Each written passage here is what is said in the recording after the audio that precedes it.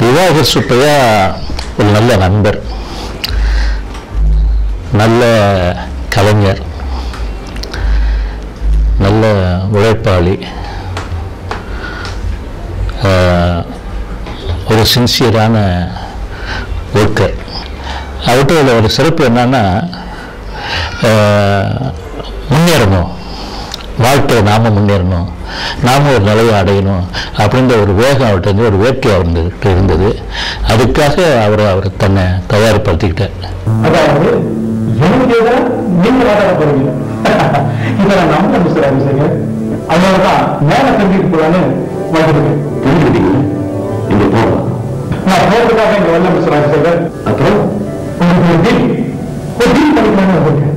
அதாவது உங்களுக்கு சமசங்க சொல்றேன். ஒரு பெரிய வக்கீல் இல்லையா, என் இடத்துல சரியாவே புரிஞ்சுக்கிட்டீங்க.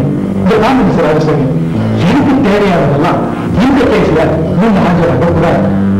அப்புறம் உங்களுக்கு எவ்வளவு பணம் தேவையோ நான் தரேன். அப்புறம் என் பிசினஸ்ல உங்களுக்கு ஒரு பணம் ஆக்கிக்கிறேன். அப்புறம் 2 நபர்களும் சங்கமா பார்க்கிற மாதிரி ஒருத்தருக்கு சங்கடம் சம்பளம் பாடலாம்.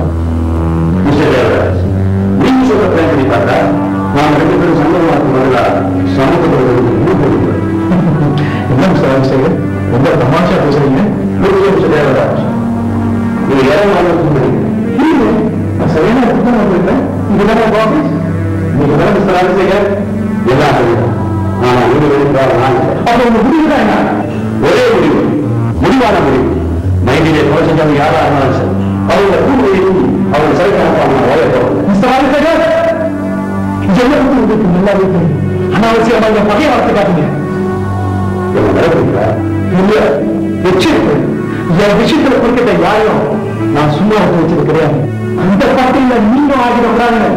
பரிதாபம் 6 மணிலேருந்து ஓனாய் ஆரம்பிச்சார்.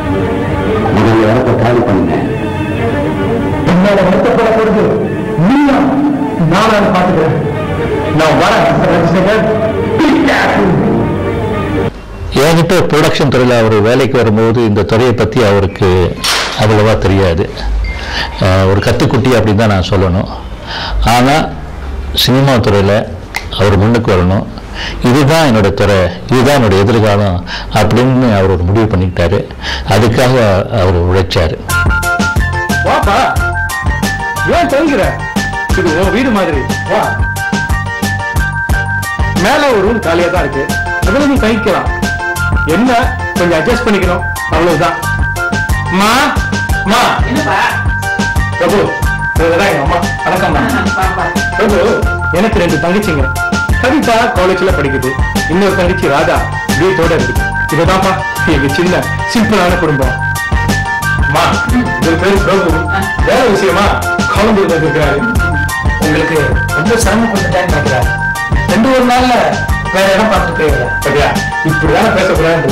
போய் குளிச்சுட்டு ஆபீஸ் கிளம்பு, சாயங்காலம் வந்து உங்களை பாக்குறேன். என்ன அம்மா, 2 காஃபி பண்ணாங்க.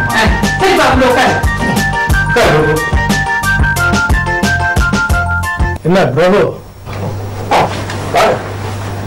போன வேலையெல்லாம் நல்லபடியா முடிச்சுல? நல்லபடியா முடிஞ்சது. சரி,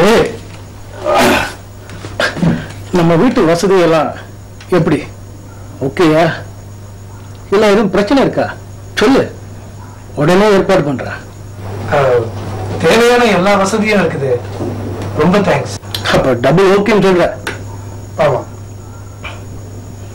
நான் உங்ககிட்ட ஒரு விஷயம் கேட்கணுமே. கேளு. நான் என்ன செய்யணும்? இப்படி குடிச்சிட்டு வர்றது உங்களுக்கு சரின்னு படுதா?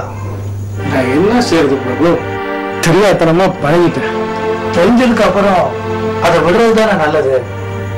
அதுலயும் குடிச்சிட்டு ஓட்டுறதுக்கு இப்ப தண்டனையும் கடினமா ஆகியிருக்காங்க. குடிச்சிட்டு ஓட்டுறது தப்புன்னு எனக்கு நல்லாவே தெரியும்.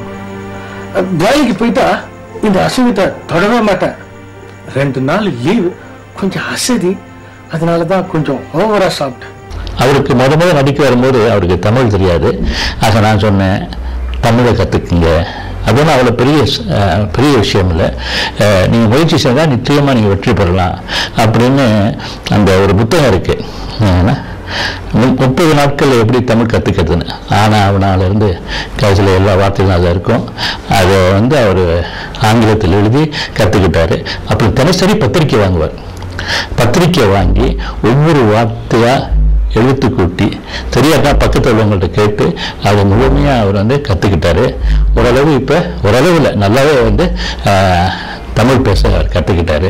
அது உண்மையிலேயே அவர்கிட்ட நம்ம ஒரு பாராட்ட வேண்டிய விஷயம்.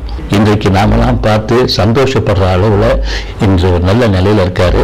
இன்னும் அவர் மேலும் மேலும் நல்ல நிலைமைக்கு வரணும், பணம் சம்பாதிக்கணும், புகழ் பெறணும், வாழ்க்கையில் வெற்றி பெறணும். அவருக்கு